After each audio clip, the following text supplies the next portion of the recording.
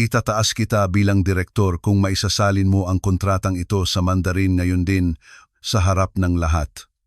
Ang boses ni Ginoong Roberto Gonzales ay umalingaw-ngaw sa maringal na ballroom ng Sofitel Philippine Plaza sa gitna ng Maynila. Mataas niyang iwinagayway ang isang dokumentong nakasulat sa Mandarin. Ang tawanan ay bumulwak na parang kulog.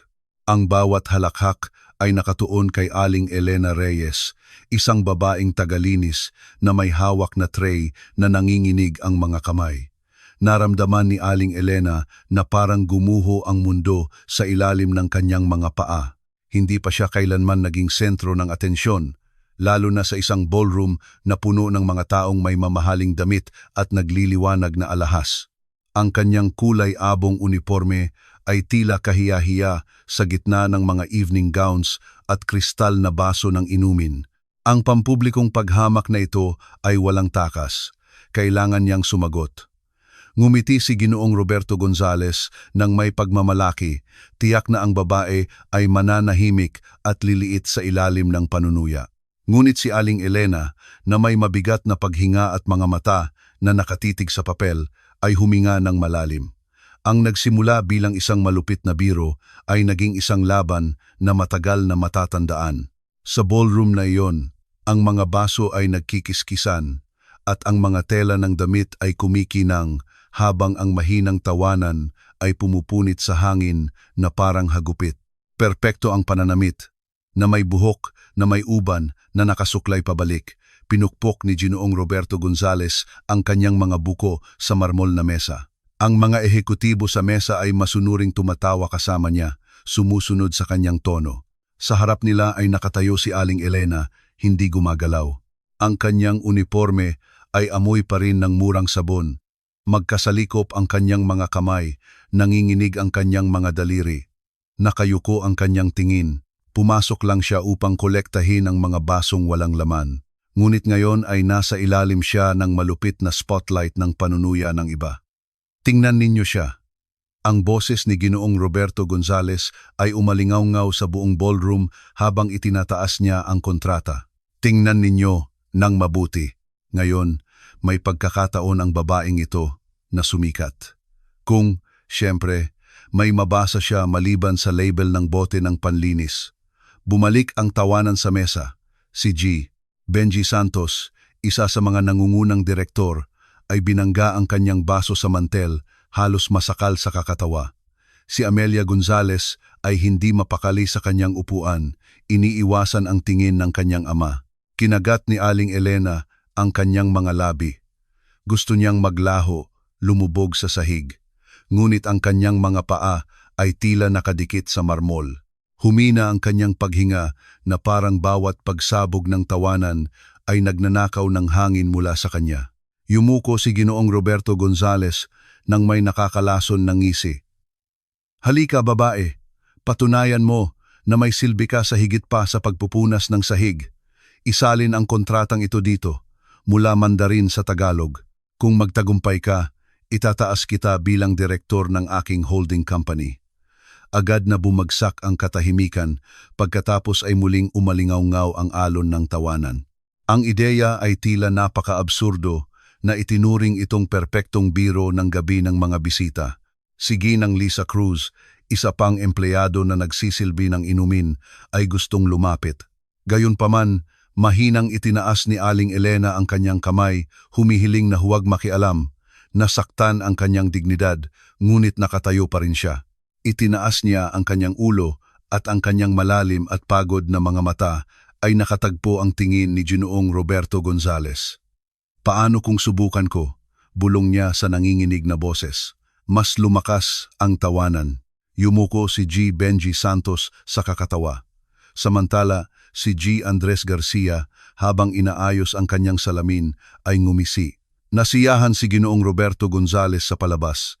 Itinapon ang kontrata sa harap niya. Ang tunog ng papel na tumama sa mesa ay tila isang hamon. Sige, sorpresahin mo kami kung kaya mo. Nag-aalangan na kinuha ni Aling Elena ang dokumento. Ang mga papel ay mabigat. Ang mga linya ay puno ng siksik na legal na terminolohiya. Bilis ng kanyang puso, ngunit nagsimula ang kanyang mga mata na sundin ang mga linya. Tila nagising ang isang lumang alaala. Humina ang bulungan ng mga bisita. Ang babaeng akala ng lahat ay hindi makabuo ng dalawang salita sa Mandarin ay magsasalita. Ang dibdib ni Aling Elena ay umalsa at bumaba habang nilalabanan niya ang takot hanggang sa pinutol ng matatag na boses ni Ginoong Roberto Gonzales ang katahimikan. Aba, sige, huwag mo kaming paghintayin o ipakita sa lahat na wala ka talagang silbi tulad ng akala namin. Huminga ng malalim si Aling Elena. Tuyong-tuyo ang kanyang lalamunan. Ngunit ang mga salitang Mandarin ay nagsimulang mag-ayos sa kanyang alaala, tila natutulog sa isang lugar sa kaibuturan. Nagyelo ang ballroom na parang huminto sa paghinga. Kung hinawakan ng kwentong ito ang iyong puso, isulat sa comment section kung anong lungsod ka nanonood sa amin at huwag kalimutang i-like para suportahan ang channel na ito. Ang kontrata ay nakalatag sa mesa na parang isang sinumpaang bagay, makapal na may mga selyo na mas kahawig ng bitag kaysa dokumento. Lahat ay nakatitig sa kanya nang may madilim na interes, naghihintay kung paano mararanasan ng babaeng tagalinis na ito ang pinakakahiyahiyang pagkatalo sa kanyang buhay. Sumandal si Ginoong Roberto Gonzales sa kanyang upuan, magkakrus ang mga braso na parang isang kontentong emperador. Sa kanyang mga mata ay kumikislap ang masamang kasiyahan. Tiwala siya na ang gabing ito ay matatandaan bilang ang kanyang pinakamagandang biro. Para malinaw sa lahat, aniya, habang itinaas ang kanyang baba, kung maisasalin ng babaeng ito ang bawat linya ng kontratang ito sa Mandarin, dito itataas ko siya bilang direktor ng Gonzales Global Holding. Muling umalingaw-ngaw ang malupit na tawanan sa ballroom. Pumalakpak si G. Benji Santos na parang nagkwento ng pinakamagandang biro ng gabi ang bilyonaryo. Ang ilang bisita ay binangga pa ang mesa sa kakatawa. Sumimangot si Amelia Gonzales ngunit hindi naglakas loob na kontrahin ang kanyang ama. Walang gumalaw na nakatayo si Aling Elena. Idiniin ang kanyang mga daliri sa mga pahina ng kontrata at naramdaman ang init mula sa 12-dosenang mga titig. Ang bawat tawanan ay tumusok sa kanyang dibdib na parang karayom. Mula sa sulok ng silid, sinubukan ni Ginang Lisa Cruz na salubungin ang kanyang tingin upang magbigay ng suporta. Ngunit hindi itinaas ni Aling Elena ang kanyang ulo. Alam niya na kung magpapakita siya ng kahinaan, mawawala ang lahat. Hindi huminto si Ginoong Roberto Gonzales at yumuko ng mas malapit. Tinatanggap mo ba ang hamon ko o bumalik ka sa iyong mop? Nahirapang lumunok si Aling Elena. Tuyong-tuyo ang kanyang lalamunan, ngunit ang kanyang mga labi ay nanginginig at binibigkas ng may determinasyong ikinagulat niya sa kanyang sarili. Tinatanggap ko. Agad na bumagsak ang katahimikan, makapal na parang usok. May narinig na tiktak ng orasan sa malayo. Huminto ang tawanan, yumuko ang mga bisita, pinipigilan ang hininga. Nanlaki ang mga mata ni G. Benji Santos. Hindi siya makapaniwala na naglakas loob ang babae na sumang-ayon. Itinaas ni Ginoong Roberto Gonzales ang kanyang kilay at mas lumaki ang ngisi, tiyak na nagsisimula pa lang ang palabas. Mabuti. Kung gayon, magsimula na ngayon.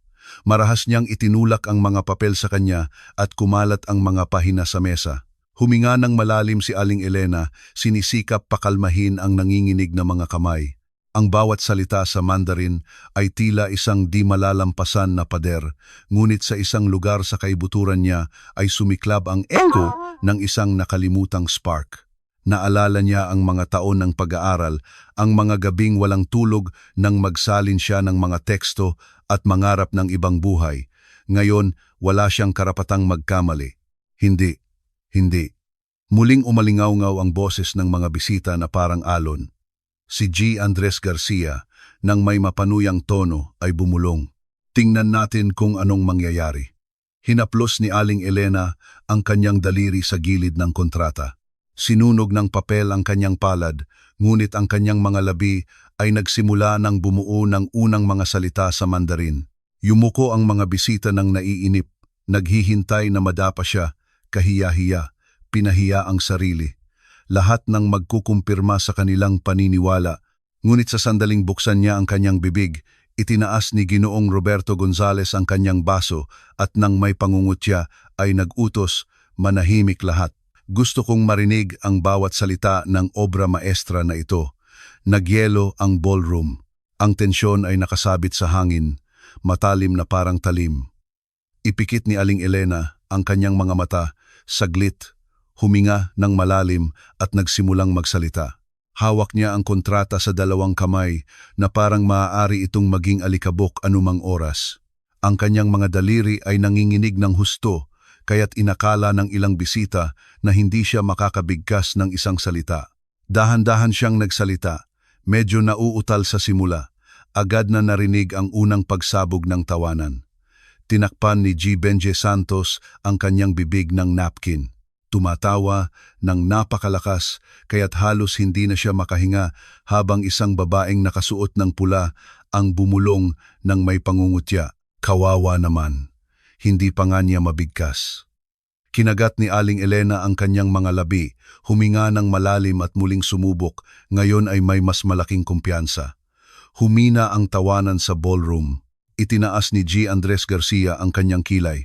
Ang kanyang bigkas ay hindi perpekto, ngunit ito ay malinaw at napakatumpak para sa isang taong inakala ng lahat na walang pinag-aralan.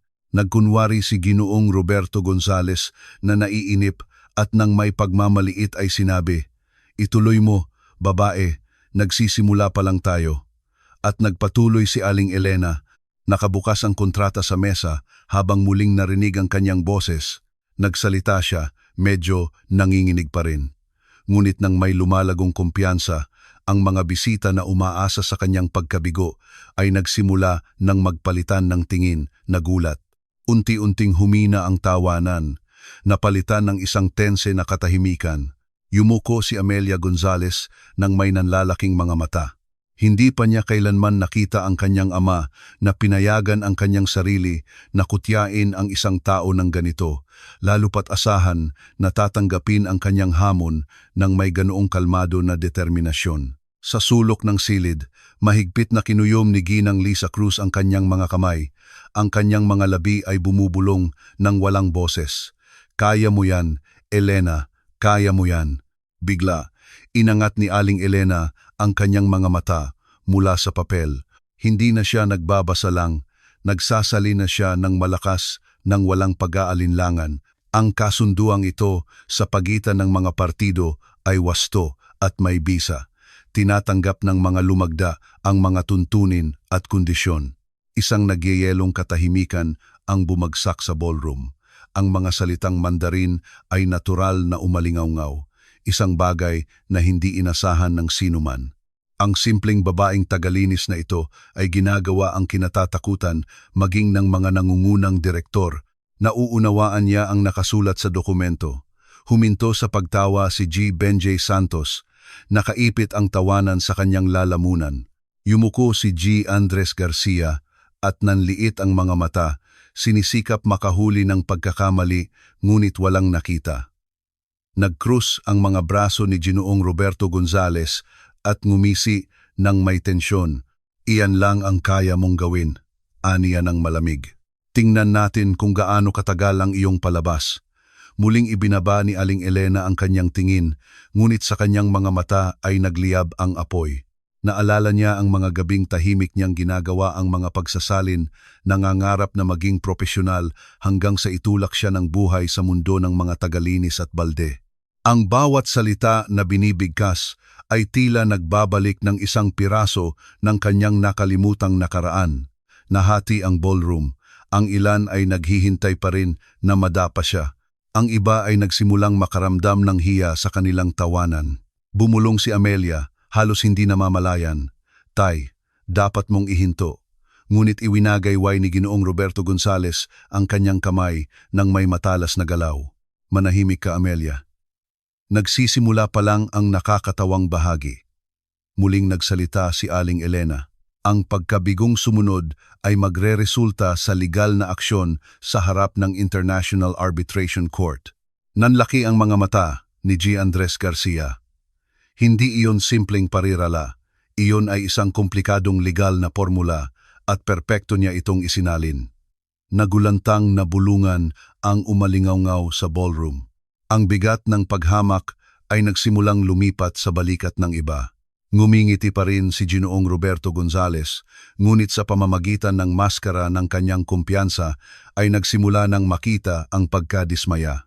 Humakbang si Aling Elena, handang magpatuloy, at bigla siyang may nakita sa pahina na nakaligtas sa pansin ng iba. Hinaplos niya ang kanyang daliri sa linya, sinisigurado na hindi siya nagkamali. Ang mga salita ay malinaw na nabuo sa kanyang ulo. Muling pumuno ang kanyang boses sa ballroom. Ang kumpanya ay may karapatang wakasan ang kontrata ng unilaterally. Isang kakaibang katahimikan ang bumagsak sa mesa. Ang ilang tao ay lumingon kay Ginoong Roberto Gonzales. Hindi iyon maliit na linya. Malinaw itong nagpapakita ng kawalan ng pagkakapantay-pantay ng mga partido. Kahit si G. Andres Garcia, na ipinagmamalaki ang kanyang pagiging detalyado, ay hindi mapakali sa kanyang upuan. Hindi niya inasahan na mas mauunawaan ng isang tagalinis ang kontrata kaysa sa kanya. Nagkataon lang. Bulong ni G. Benji Santos, sinisikap na gumaan ang mood. Ang tawanan ay tila peke, ngunit hindi huminto si Aling Elena. Ang lumagda na partido ay may karapatan sa ilalim ng lokal na jurisdiksyon. Ang mga baso sa mesa ay nanatiling hindi gumagalaw.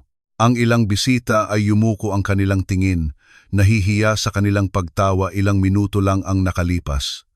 Tinitigan ni Amelia ang kanyang ama nang hindi makapaniwala sa sarili niyang mga mata. Ang bawat bagong pangungusap ay isang di nakikitang suntok, isang pumutok sa kumpiyansa ni Ginoong Roberto Gonzales.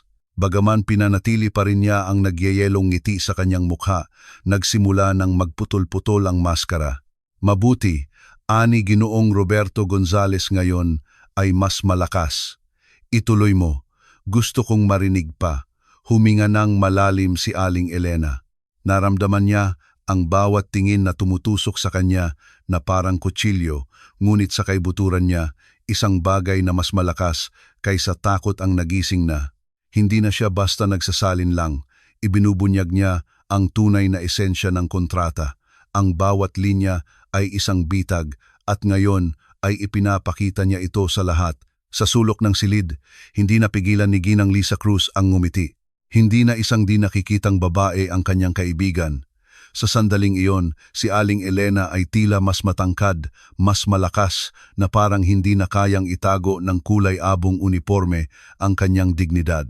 Sa kaso ng hindi pagkakaunawaan sa wika ng arbitrasyon, aniya ng walang pagbabago. Ang pagsasalin ay umagos na parang ilog. Isang alon ng hindi mapakaling bulungan ang umalingaw-ngaw sa ballroom. Ang ilang bisita na mga dayuhang mamumuhunan ay agad na naunawaan kung ano ang ibig sabihin nito. Ang kontrata na isinulat ng ganoon ay nagpapahirap sa sinumang hindi marunong ng Mandarin. Mainis na pinukpok ni Ginoong Roberto Gonzales ang kanyang daliri sa mesa. At iyan lang ang kaya mong gawin? Ulitin lang ang nakasulat? Itinaas ni Aling Elena ang kanyang kalmadong tingin sa kanya. Isang bagay na hindi inasahan ng sinuman. Hindi ako umuulit, aniya. Ipinaliwanag ko na pinipilit ng kontratang ito ang mga tao na tanggapin ang hindi patas na mga tuntunin sa pamamagitan ng pagtanggal sa kanilang karapatang ipagtanggol ang kanilang sarili sa sarili nilang wika. Agad na bumagsak ang katahimikan sa ballroom, mabigat at nakakabingi. Ang tapang na sabihin ang ganoon ay tila imposible. Tinakpan ni Amelia ang kanyang bibig sa gulat. Nagkatinginan ang mga bisita. Walang naglakas loob na tumawa. Sa unang pagkakataon sa gabing iyon, walang tugon ang tawanan ni Ginoong Roberto Gonzales. Huminto ang ballroom sa pagiging arena para sa isang masamang biro. Ito ay naging isang biglaang hukuman. Ang tingin ni Ginoong Roberto Gonzales ay naging matigas. Nauunawaan niya na nawawalan siya ng kontrol. Ang kanyang boses ay nakakalason. Mabuti, Aling Elena Reyes. Dahil itinuturing mo ang iyong sarili na napakatalino, tingnan natin kung makakaya mo ang isang bagay na talagang mahirap. Lumingon siya kay G.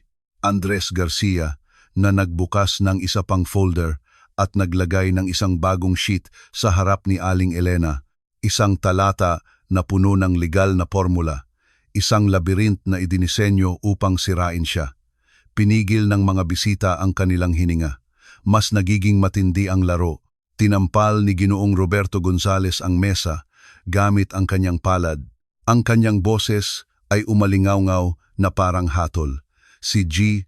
Andres Garcia, masunurin at seryoso, ay itinulak ang pahina sa kanya, puno ng maliliit na letra, mga abbreviation at komplikadong mga termino na hindi nauunawaan maging ng marami sa mga naroroon. Kung talagang napakatalino mo, ani Ginoong Roberto Gonzales na may pahilis ng ngisi, isalin mo ito. Walang simpleng parirala dito. Dito makikita kung sino ang matalino at kung sino ang ipinanganak na tagapagsilbi. Nagulantang na bulungan ang umalingaw-ngaw sa ballroom. Ang ilan ay umiling, kinikilala na sumusobra na ito. Ang iba, na tapat sa negosyante, ay yumuko. Sa wakas ay umaasang makita ang kanyang pagkatalo. Hawak ni Aling Elena ang sheet. Ang mga linya ay nagsama-sama sa isang koleksyon ng mga puntos at abbreviation na idinisenyo upang lituhin. Ang presyon ay dumidiin sa kanyang dibdib.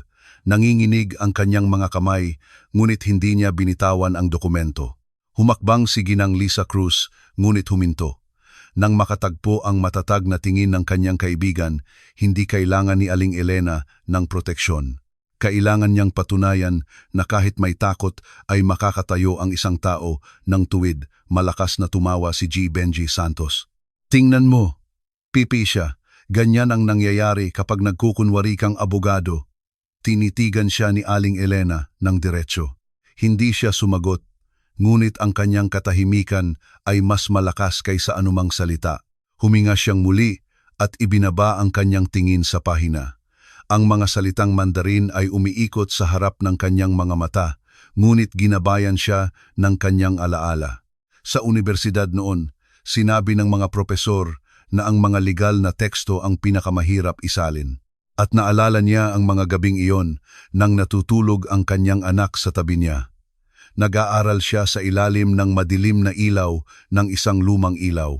Sa simula, nanginginig ang kanyang boses, ngunit sa loob nito ay naririnig na ang panloob na lakas. Ang katahimikan sa ballroom ay naging makapal na parang hangin bago ang bagyo. Walang naglakas loob na ngumisi. Idiniin ni Amelia ang kanyang palad sa kanyang dibdib, labis na naantig.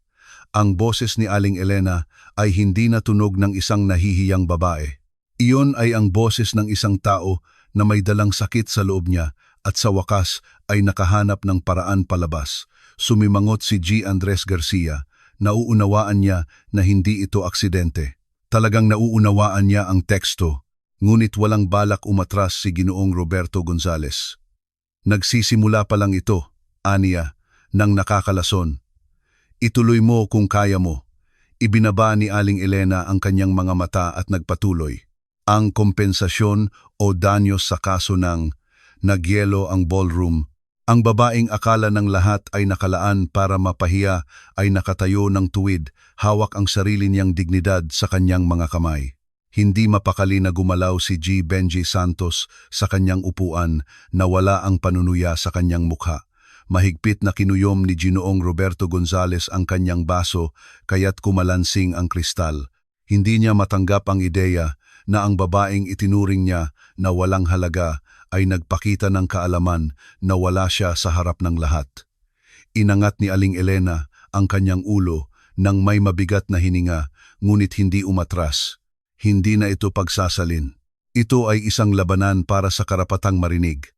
At sa isang lugar sa kaibuturan, sa pagitan ng mga alaala, ang mga lihim ng kanyang nakaraan ay nagsimulang gumalaw, naghihintay ng tamang oras. Dahan-dahan niyang ibinaba ang sheet. Humihingal siya na parang ang bawat salita ay isang bundok na kailangan niyang akyatin. Ang ganap na katahimikan ay pumuno sa ballroom. Isang baso lamang ang kumalansing sa isang lugar sa malayo sa mesa. Lahat ng mata ay nakatitig sa kanya. Sa ilan ay may paghanga, sa iba ay hiya, sa iba pa ay kawalang paniwala. walang sinuman ang makapagkakaila sa malinaw. Isinasalin ng babaeng ito ang imposibleng mga parirala ng may kalinawan na sumira sa huling mga labi ng panunuya.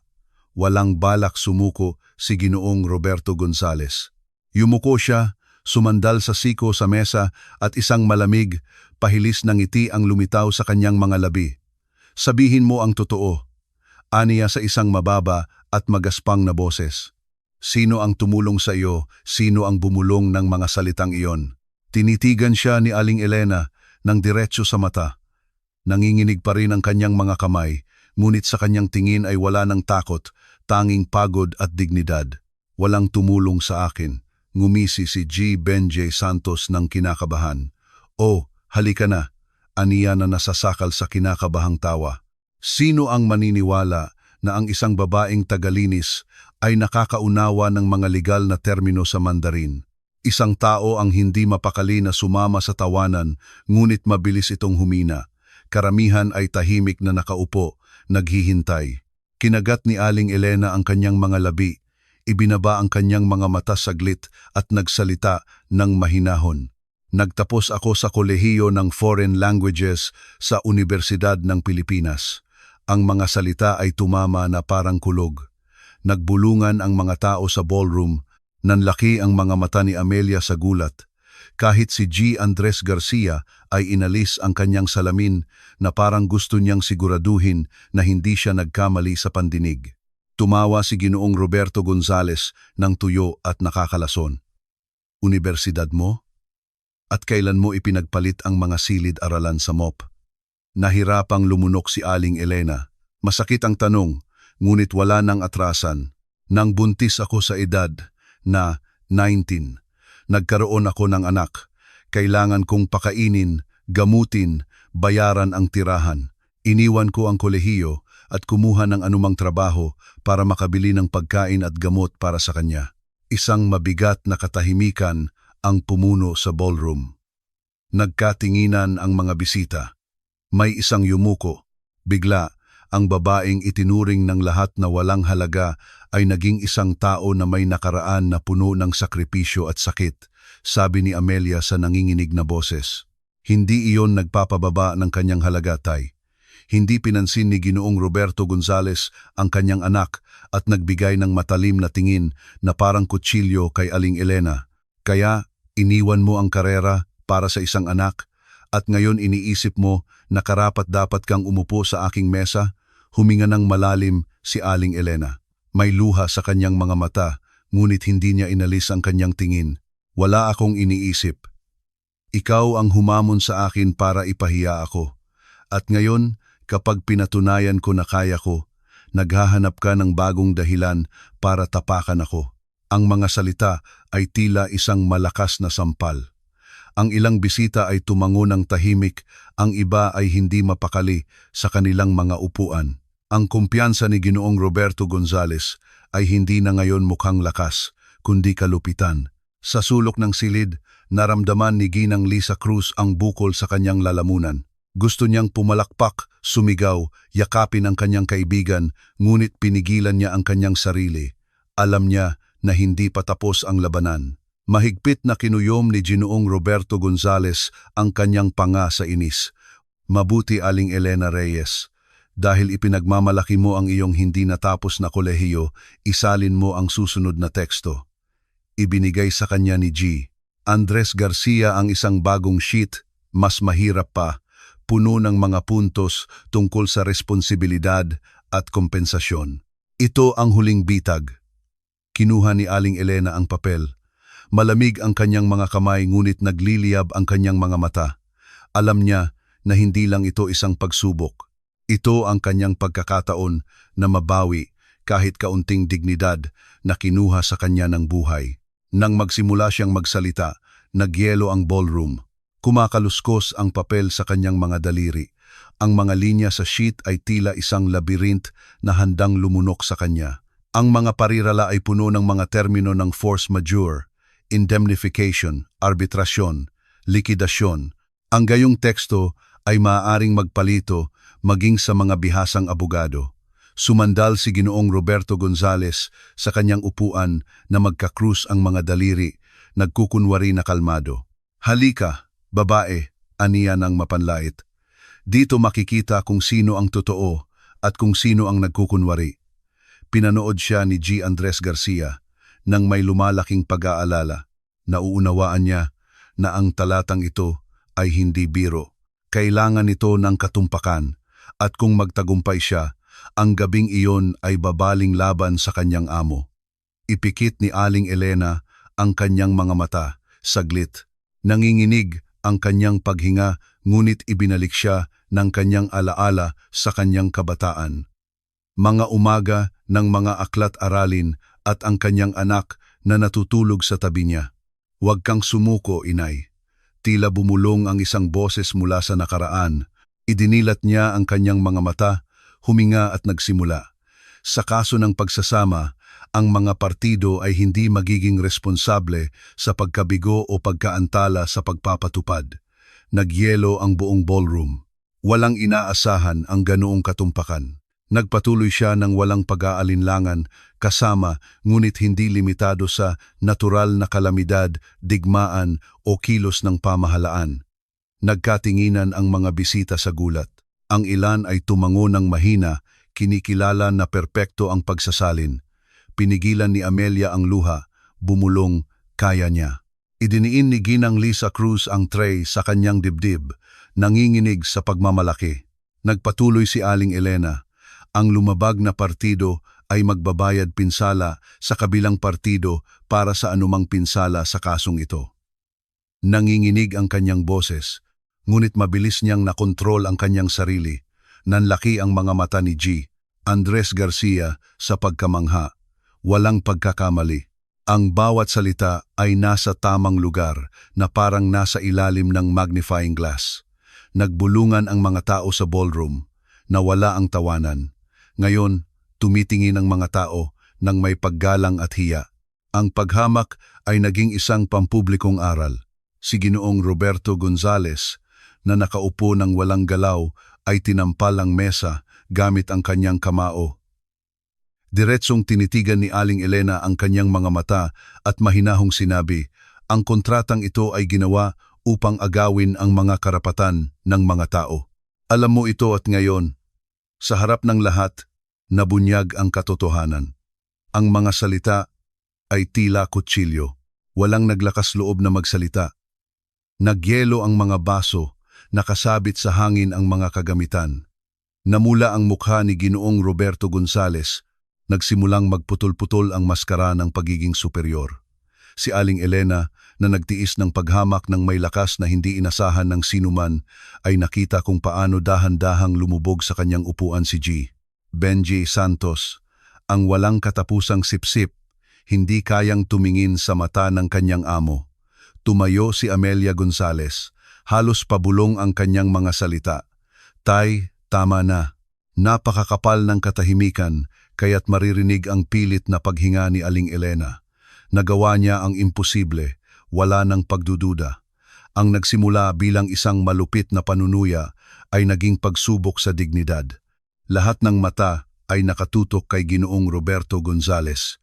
Siya ay nasa isang posisyon na hindi niya kailanman naisip, nakulong sa pampublikong kahihiyan. Ang alingaw-ngaw ng huling mga salita ni Aling Elena ay nakasabit sa hangin na parang isang matalim na kutsilyo sa ibabaw ng marangyang mesa. Walang naglakas loob na gumalaw. Tila ang buong ballroom ay nagyelo sa harap ng katotohanan na masyadong mabigat upang itago. Si Ginoong Roberto Gonzales ay nakaupo ng walang galaw, nakakuyom ang kanyang panga. Ang kanyang mga mata ay nagliliyab sa pinipigilang galit. Sa loob ng ilang dekada, nasiyahan siya sa madaling tawanan ng mga bisita, ang walang pasubaling pagsunod ng mga subordinate, at ang takot na nakabalat kayo bilang paggalang. Ngunit ngayon, sa harap ng isang babaeng nakakulay abong uniforme, ang kanyang kapangyarihan ay gumuho bilang alikabok. Ang unang yumuko ay si G. Benji Santos. Ang walang katapusang sipsip ay hindi na nakakita ng anumang nakakatawa. Pinunasan niya ang kanyang noo, nangangarap na lamunin ng lupa. Si Amelia, na may magkasalikop na mga kamay sa harap niya ay lumapit sa kanyang ama. Nanginginig ang kanyang boses, ngunit matatag pa rin. Tay, nakita nating lahat, hindi mo ito maitatanggi. Ang ilang bisita ay tumango ng tahimik. Ang iba ay umalis ng tingin, takot sa galit ng may-ari ng bahay, ngunit hindi kayang itago ang kanilang pagkahiya. Ang kahihiyan ay hindi na kay Aling Elena, ngayon ay sa kanya na. Tumayo siya ng tuwid, na may mabigat na hininga, hindi nakangiti at hindi nagdiriwang. Ang kanyang madilim na mga mata ay lumuluha hindi dahil sa tagumpay, kundi dahil sa pagod. Pinagtiisan niya ang tawanan, nagtiis sa bigat ng bawat mapanuyang tingin at nakatayo pa rin, hindi bali. Hindi na napigilan ni Ginang Lisa Cruz ang kanyang sarili. Humakbang siya, nanginginig ang boses sa emosyon. Tama na, hindi niya ito karapat-dapat. Walang babae ang karapat-dapat sa ganitong kahihiyan. Lumalim ang katahimikan, maging ang pinakatapat na taga-suporta ni Ginoong Roberto Gonzales ay nag-alinlangan. Yumuko ang negosyante, sumandal sa mesa. Ang kanyang boses ay paos, puno ng galit. Nauunawaan ba ninyo kung sino ang kinakausap ninyo? Hindi ko kailangang magpaliwanag sa sinuman, ngunit ang kanyang mga salita ay wala ng kapangyarihan. Hindi na siya tinitingnan ng ballroom ng may paghanga, kundi ng may mabigat na paghatol na parang hatol. Umubo si G. Andres Garcia nang hindi mapakali. Ginoong Gonzales, isinalin niya ang lahat ng walang pagkakamali. Walang pagtatalo dito. Ang parirala ay naging huling suntok. Nagbulungan ang mga tao sa ballroom. Ang tunog ng gumuho na kumpiyansa. Ang ilang bisita ay inalis ang kanilang mga baso. Ang iba ay nagkunwari na nag-uusap para lang hindi masangkot sa kahihiyan ng may-ari ng bahay. Huminga ng malalim si Amelia at, sa unang pagkakataon, ay diretsong kinausap si Aling Elena. Aling Elena, salamat sa pagsasabi ng katotohanan. Nagulat ang babae na nakatingin sa kanya. Hindi alam kung ano ang sasabihin. Wala pa kailanman ang nagpasalamat sa kanya dahil lamang sa pagbabalita niya ng malakas sa kanyang iniisip. Malakas na tinampal ni Ginoong Roberto Gonzales ang mesa gamit ang kanyang kamao. Sirko ito! Sumigaw siya, ngunit ang kanyang boses ay hindi natunog ng makapangyarihan. Ngayon, ito ay tunog ng sigaw ng isang tao na nawalan ng kontrol. Hindi umatras si Aling Elena. Ikaw mismo ang nagsabi na gagawin mo akong direktor kung isasalin ko, at naisalin ko na. Ang mga salita ay tila putok ng baril. Pinigil ng mga bisita ang kanilang hininga. Lumingon si Amelia sa kanyang ama. Sa kanyang boses ay narinig ang kalungkutan at hamon. Tuparin mo ang iyong pangako, Tay. Lahat ay naghihintay sa kanyang reaksyon. Sa unang pagkakataon sa buong karera niya, si Ginoong Roberto Gonzales ay nakulong ng walang takas. At alam niya ito, ang kontrata na nakalatag sa mesa ay hindi na simbolo ng panunuya, kundi saksi ng kanyang kahihiyan. Tumayo si Aling Elena ng tuwid, nakataas ang kanyang ulo, nanginginig pa rin ang kanyang mga kamay, ngunit matatag ang kanyang tingin. Hindi na niya kailangan pang itaas ang kanyang boses. Ang lakas ng kanyang dignidad ay mas malakas kaysa anumang salita. Gawin mo ang ipinangako mo. Ulit niya ng mahinahon. Sabi mo, kung isasalin ko, itataas mo ako bilang direktor. Nagbulungan ang mga tao sa ballroom.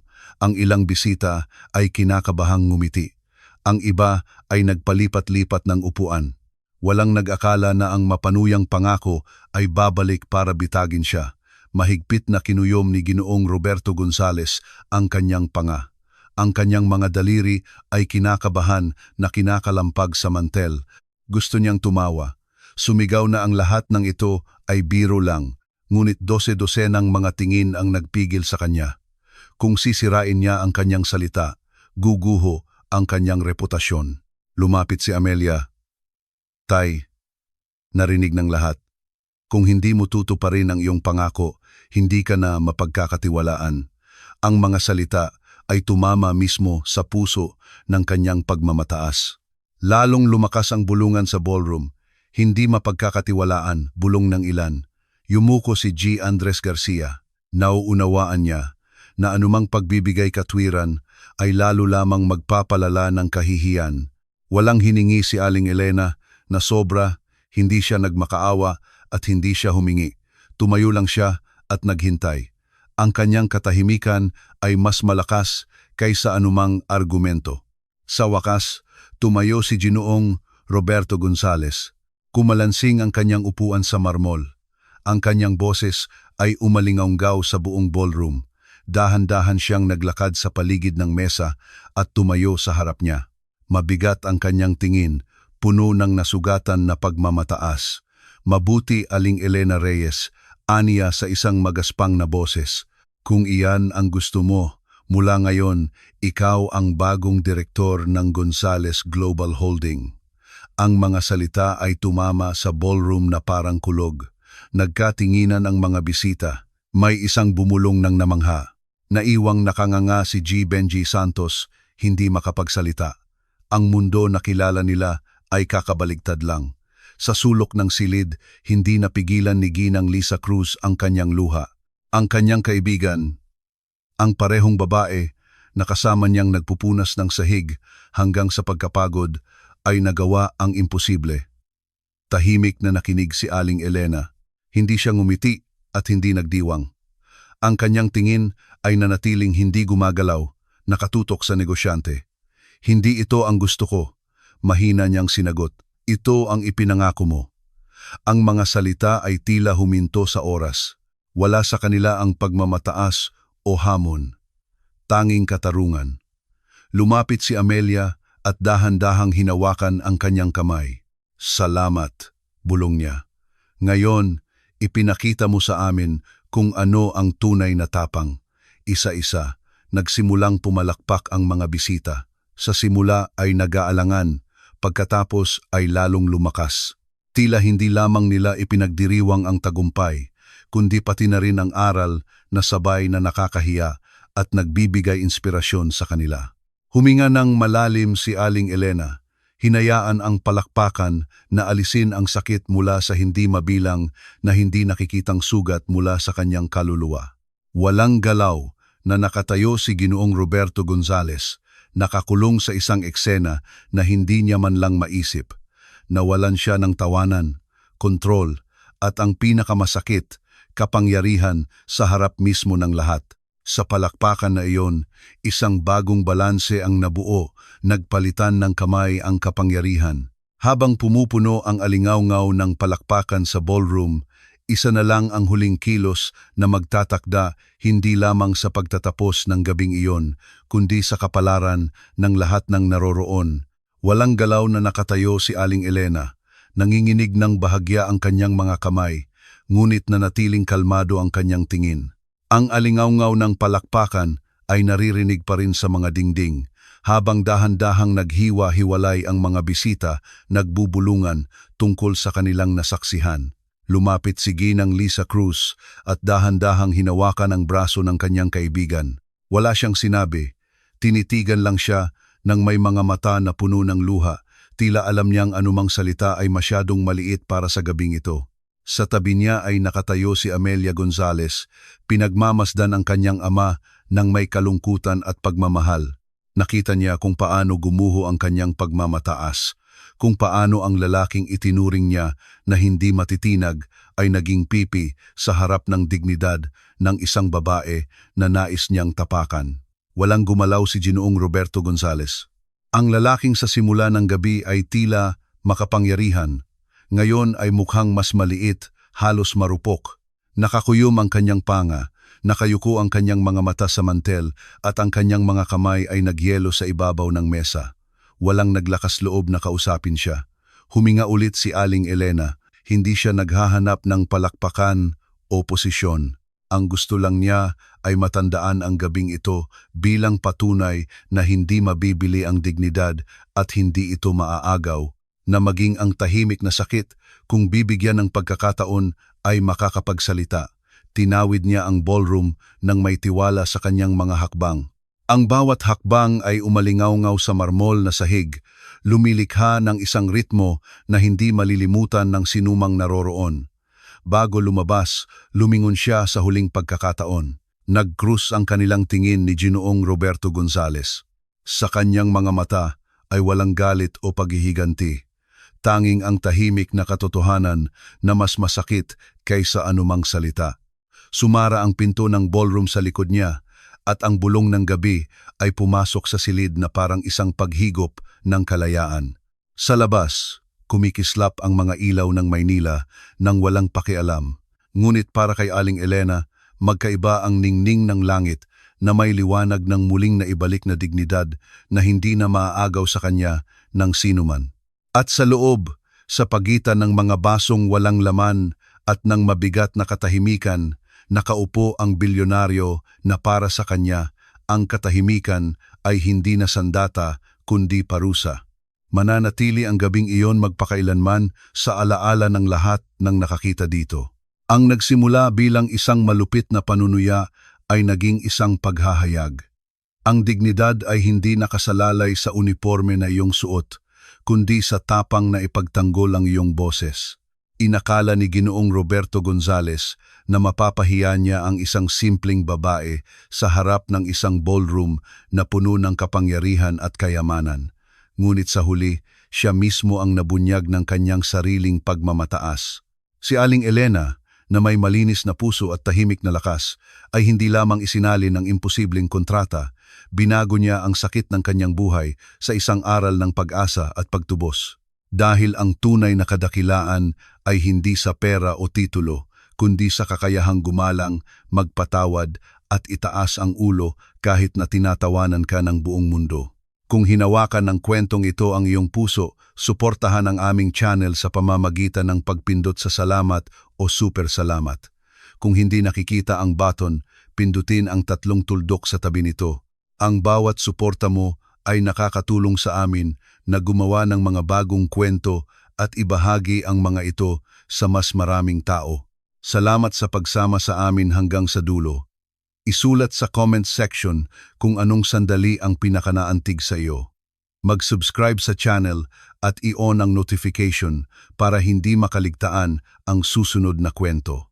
Pindutin ang like kung naniniwala ka sa di nakikitang kapangyarihan ng dignidad at pamilya.